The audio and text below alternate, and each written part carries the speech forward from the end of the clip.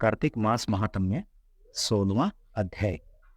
राजा पृथु ने कहा, नारद जी, यह तो आपने प्रभु महाशंकर की बड़ी अद्भुत कथा सुनाई है। कृपया करके अब आप यह बतलाइए कि उस समय राहु उस पुरुष से छूटकर कहाँ गया था। जब राजा पृथु ने देवर्षि नारद से ऐसा प्रश्न किया तो देवर्षि ने कहा, उससे छूटने पर वह बर्बर नाम से विख्यात हो गया और मानो नया जन्म पाकर उसने अपने आप को धन्य माना तथा वह धीरे धीरे जलंधर के पास गया। वहां जाकर उसने शंकर जी की चेष्टा कही। उसे सुनकर दैत्यराज को बड़ा क्रोध आया और उसने सब दैत्यों को सेना सजाने की आज्ञा दी। कालनेमी, शुंभ और निशुंभ आदि सभी महाबली दैत्य तैयार करने लगे। एक से एक महाबली दैत्य करोड़ों की संख्या में निकलकर युद्ध के लिए संबद्ध हो गए। महाप्रतापी सिंधु पुत्र शिवजी से युद्ध के लिए निकला। उससे आगे महर्षि शुक्र और छिन्न सिद्ध राहु हुआ। फिर तो उस समय जलंधर का मुकुट खिसक कर पृथ्वी पर गिर पड़ा।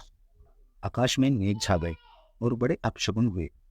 उधर इंद्र आदि सब देवताओं ने एकत्र होकर कैलाश पर जाकर शिवजी के पास पहुंचकर सारा वृत्तांत कह सुनाया और यह भी कहा, आपने जलंधर से युद्ध करने के लिए जो भगवान विष्णु को भेजा था वह खुद उसके यशवर्ती हो गए हैं तथा लक्ष्मी माता सहित जलंधर के अधीन होकर उसी के घर में निवास करते हैं। अब देवताओं को भी वहां उसके यहाँ निवास करना पड़ रहा है। अब वह सागर पुत्र आपसे युद्ध करने के लिए आ रहा है, अतएव आप उसे मारकर कृपा हमारी रक्षा कीजिए प्रभु। देवताओं से यह सब सुनकर शंकर भगवान जी ने विष्णु भगवान से पूछा, हे ऋषिकेश, युद्ध में आपने जलंधर का संहार क्यों नहीं किया और बैकुंठ को छोड़कर आप उसके घर कैसे चले गए हैं। यह सुनकर भगवान विष्णु ने हाथ जोड़कर नम्रतापूर्वक शंकर जी से कहा, उसे आपका अंशिवा लक्ष्मी का भाई होने के कारण नहीं मारा गया।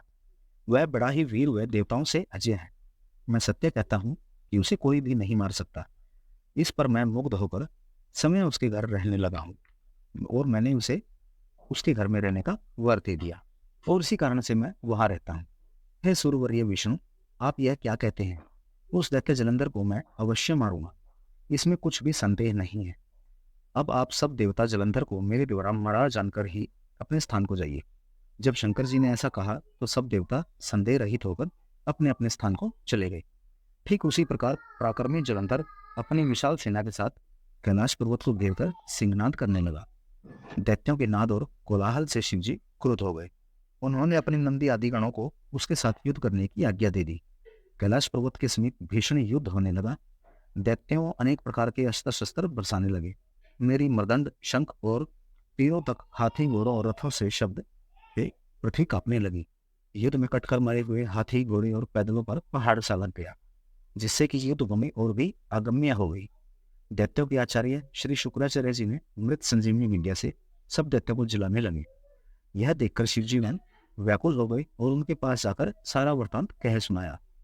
उसे सुनकर भगवान रुद्र के क्रोध की सीमा न रही। वह अपने भयंकर रूप से दिशाओं को प्रज्वलित करने लगे। फिर तो उस समय उनके मुख से एक बड़ी भयंकर कन्या उत्पन्न हुई, जिसकी की दोनों जंघाएं ताल वृक्ष के समान थी। वह युद्ध भूमि में जाकर सब असुरों का चर्वण करने लगी। तब युद्ध भूमि में इस प्रकार विचरण करते हुए वह शिव जी के समीप पहुंची और शीघ्र ही उन्हें अपने उदर में विलुप्त कर लिया। फिर समय भी अंतर्ध्यान हो गई। शुक्र के गुप्त हो जाने से दैत्यों का मुख मलिन पड़ गया और वह युद्ध भूमि छोड़कर भाग गए। इस पर उनके शुंभ, निशुंभ और कालनेमी आदि सेनापतियों ने अपने भागते हुए वीरों को रोककर शिवगणों पर बड़ा कठिन प्रहार करना आरंभ कर दिया।